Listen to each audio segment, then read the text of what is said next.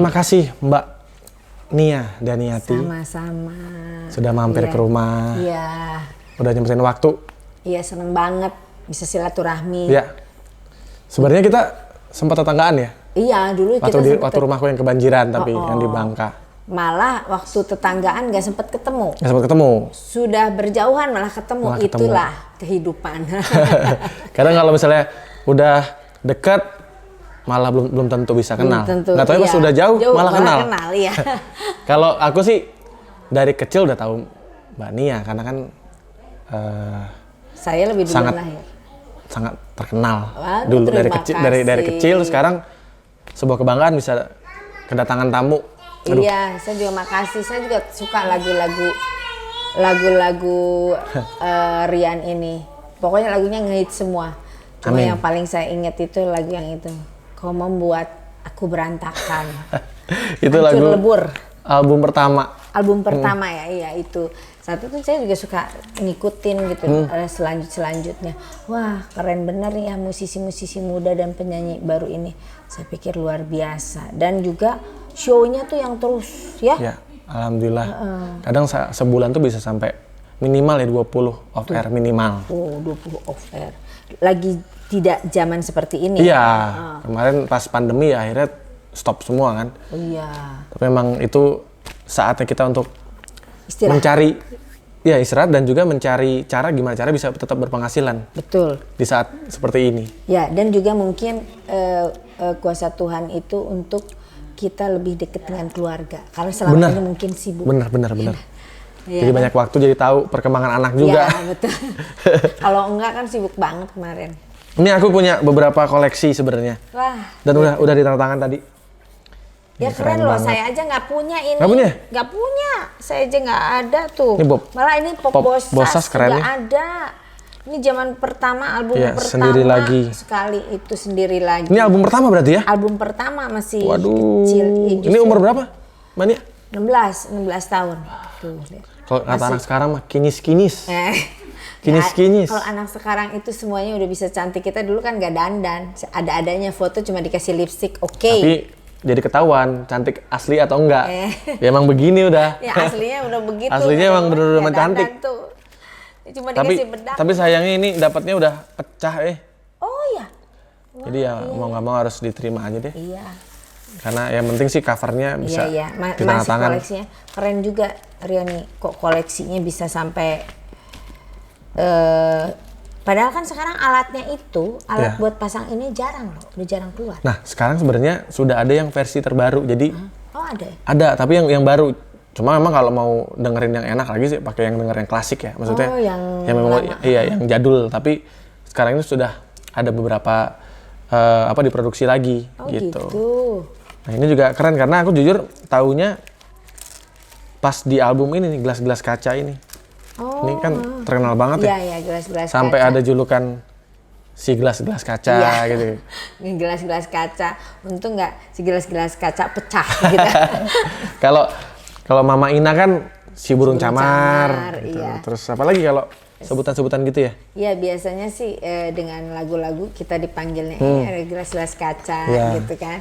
Pernah juga orang bikin rumors kan kalau lagi hari itu terjadi apa-apa, katanya saya. Kenapa? Karena lagunya kacanya pecah, terus kena pecahan kaca gitu.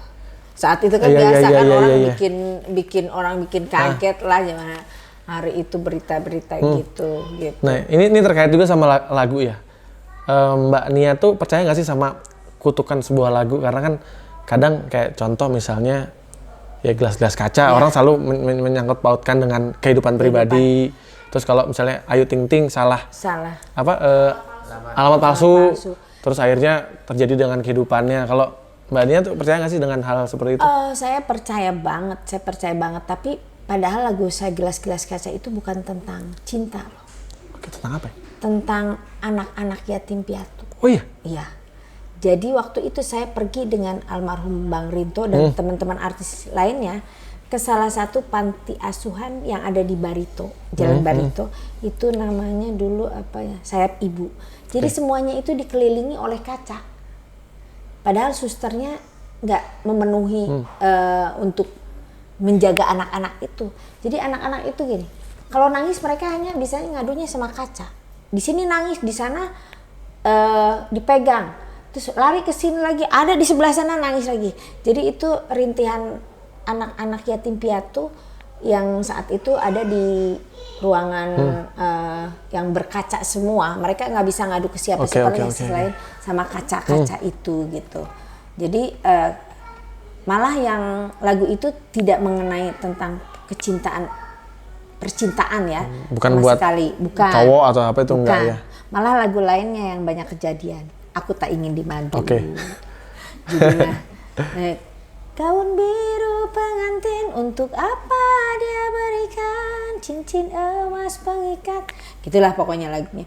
Itu ya banyaklah kejadian setelah itu. Kalau dulu kan masih sendiri. Begitu saya memasuki pernikahan, pertama gagal, yang kedua ternyata banyak kejadian gitu. Terus burung pun ingat pulang, itu kejadian juga. Makanya sekarang ini saya kalau orang minta saya nyanyi, saya maunya yang kata-katanya yang indah gitu loh, yang bikin bahagia, yang positif gitu. Ditawarin lagu yang sedih-sedih, enggak deh, saya lebih bagus nggak rekaman. Tapi kalau yang memang bakal membahagiakan, syairnya itu oke. Tapi kalau permintaan penonton kan, kadang-kadang kalau misalnya Mbak Nia diundang nih, ada acara gitu, tapi kan pasti mereka mintanya lagu-lagu yang galau kan? Iya betul. Karena kan lagu-lagu lama saya lagu-lagu lama minta, iya. Karena ya kayak The Massive juga gitu kan, pasti mintanya Cinta Ini Membunuhku lah, Di Antara Kalian yang gitu-gitu. Kalau itu sih tetap saya bawakan, tapi kalau untuk rekaman. Itu rekaman. Kan kita pasti ngulang-ulang, orang pun mendengarkannya ngulang-ulang terus. Kalau itu kan satu momen aja gitu loh, satu saat itu mereka dengar kita nyanyi, saat lainnya kan enggak, tapi kan itu dicampur juga. Jadi enggak seluruh masyarakat dengar gitu. Kalau untuk show saya kalau show masih tetap ya. Jadi yang dihindari adalah kalau sekarang ditawarin rekaman single mikir berkali-kali kalau liriknya itu lirik sedih ya. Ya, kalau liriknya sedih gitu. Maunya liriknya walaupun melo tapi liriknya jangan yang sedih deh. Ini kan album pertama ya?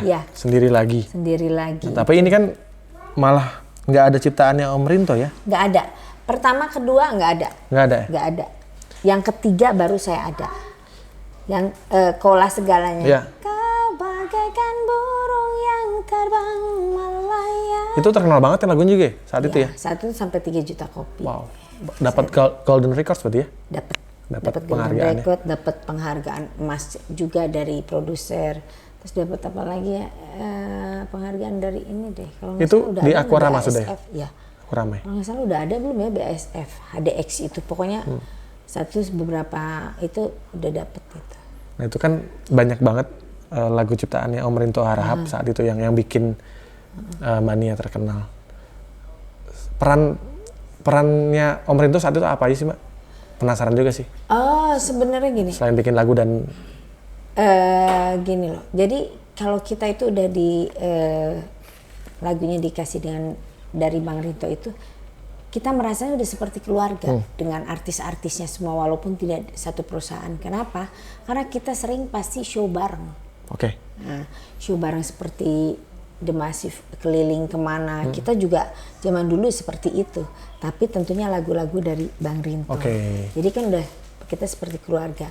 Dan selain juga beliau boleh dibilang guru dan yang karena beliau juga saya mendapat lagu bagus dan sehingga saya melambungkan nama saya.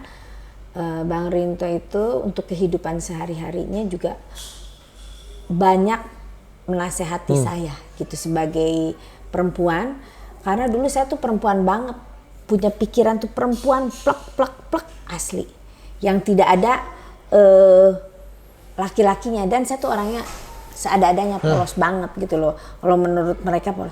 Jadi Bang Rinto tuh sering nasehatin saya gini, Nia,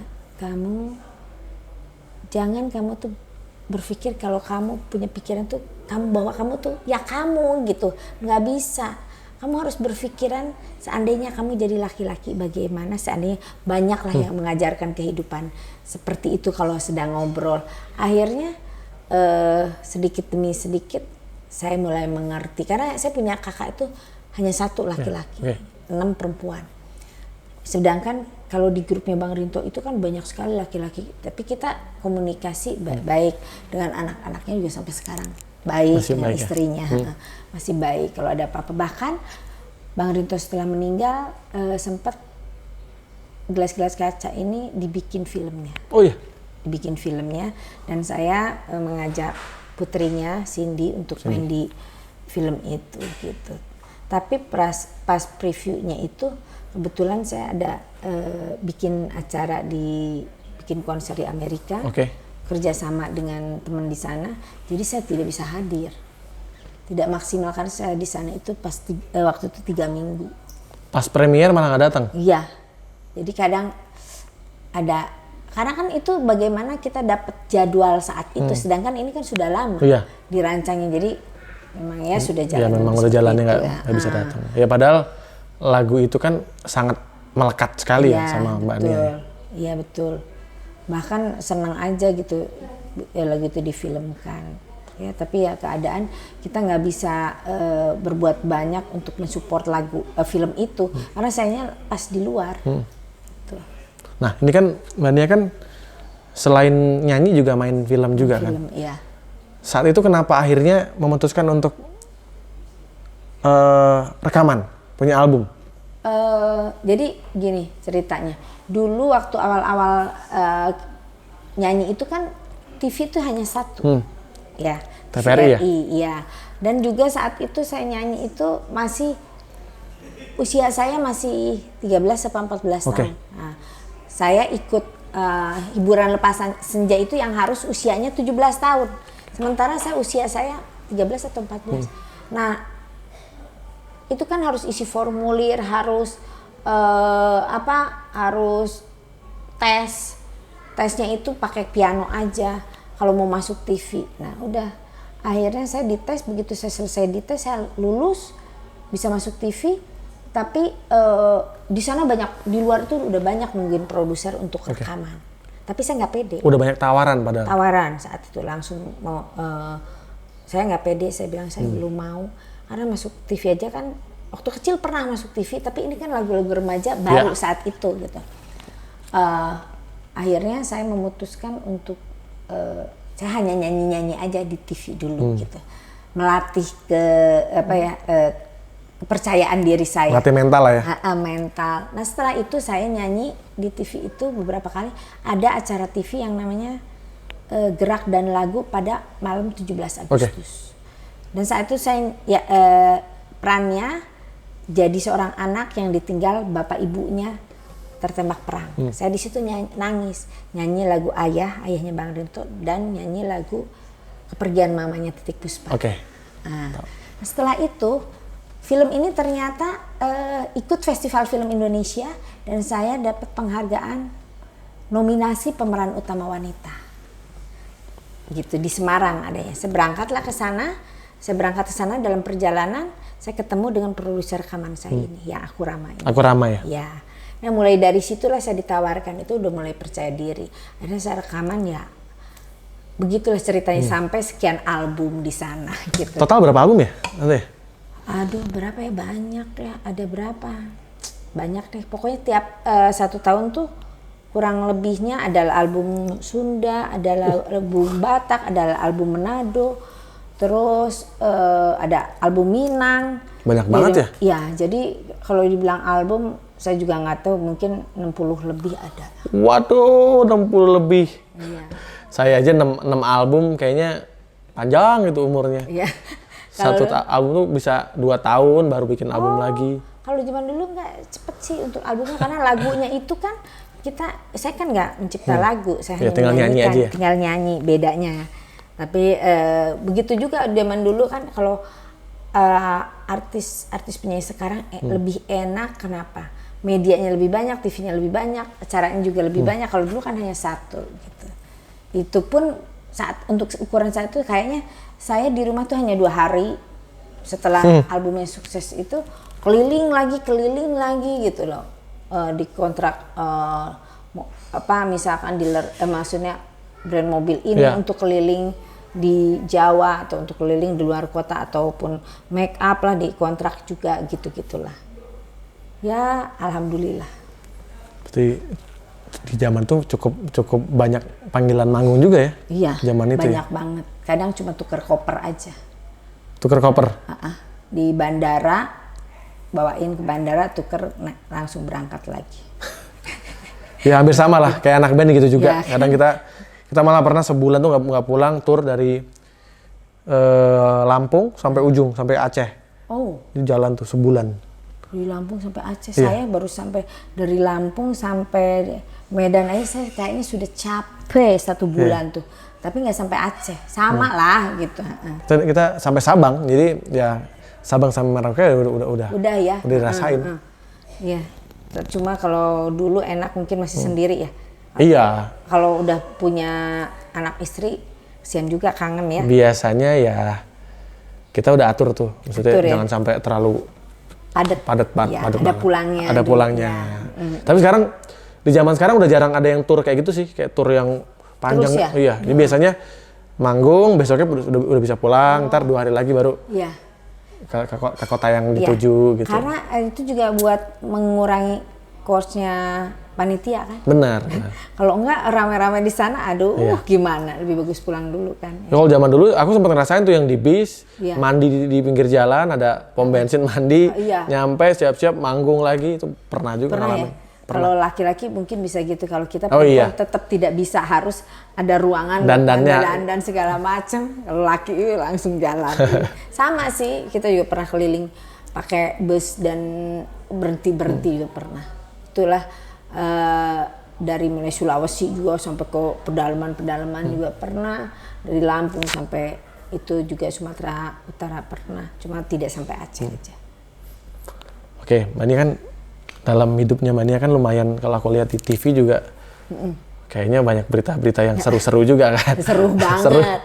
Kalau dibikin sinetron nggak bisa habis tuh ya. Ya, asik episodenya itu bersambung terus. Bersambung. Mudah-mudahan setelah ini udahlah nggak usah yang senang-senang aja.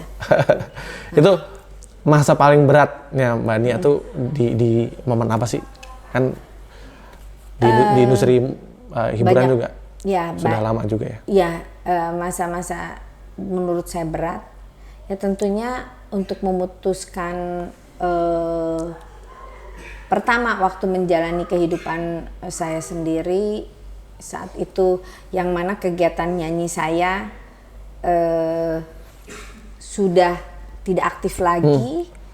Itu seperti perang batin. Biasa tiap hari kan nyanyi, tiba-tiba di rumah aja, wah itu nggak tahu, sepertinya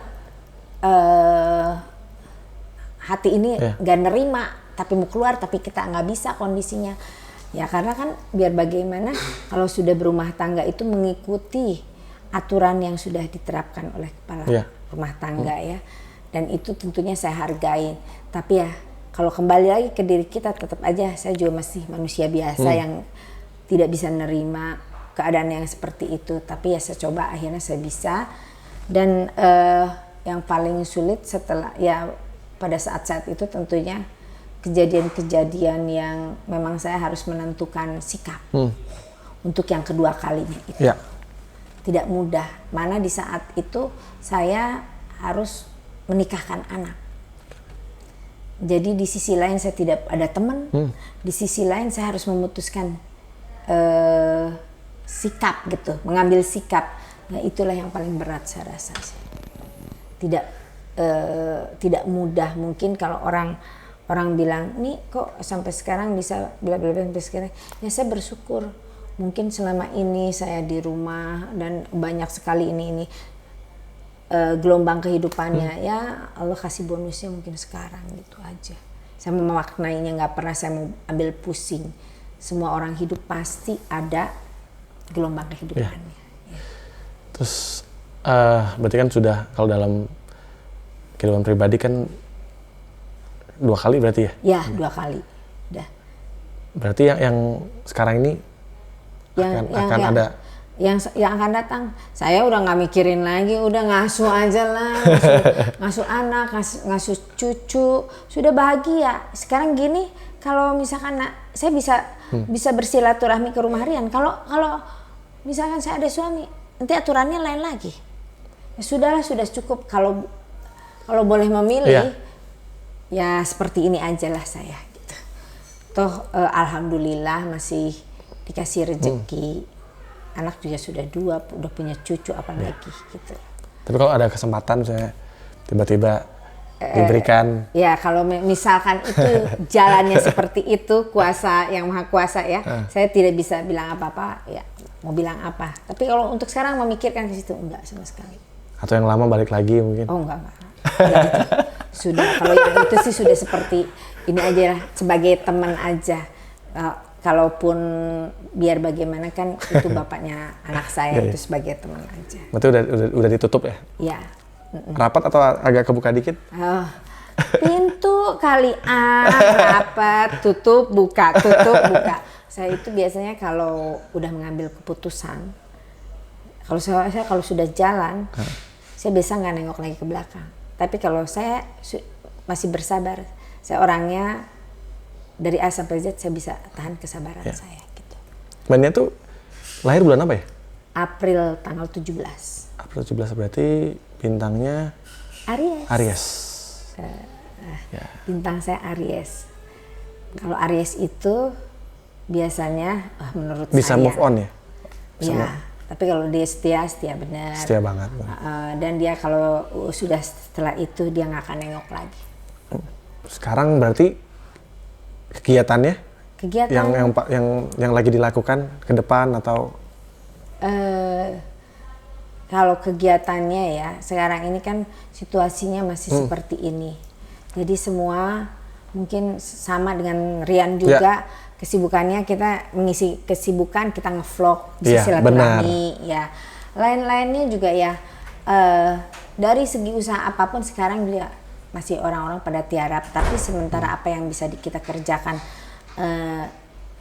memang itu bisa menghasilkan uang, dan tentunya juga pekerjaan yang menurut saya tidak terlalu berat, itu masih bisa kita handle, ya kenapa enggak gitu. Kalau Mania tuh sempat ke politik ya? Saya banyak ditawarin, tapi saya bukan yang punya jiwa politik. Buat saya politik, bertolak belakang dengan jiwa saya. Saya orangnya apa adanya, sementara kan politiknya seperti itu. Dan kalau lihat rapat-rapat di itu, aduh, saya jantungan bisa-bisa, nggak tenang. Pernah saya ditawarin juga, nih ikut aja, bla bla bla, ada bangku kosong. Saya bilang, aduh, saya tuh takut sama bangku kosong. Di film juga banyak setan bangku kosong. Jadi saya nggak ikutan. Gitu. Jadi memang tidak mau mencoba ya? Nggak, tidak berniat sama sekali. Oke, kita coba ada pertanyaan. Ini ada Carla Kenini Mes. Oh, ini kayaknya anaknya. Siapa? Anaknya Om Obi Mesak kayak ini. Siapa? Ini yang komen. Oh ya. Tanya dong, Karian sesohib apa sama Papa, si Tante Nia? Oh, saya itu sama pencipta lagu karena Bang Rito udah nggak ada. Ya, sekarang ini memang saya juga pernah menyanyikan lagu dari Obi Mesa, dari Pance, almarhum Pance Pondah juga pernah.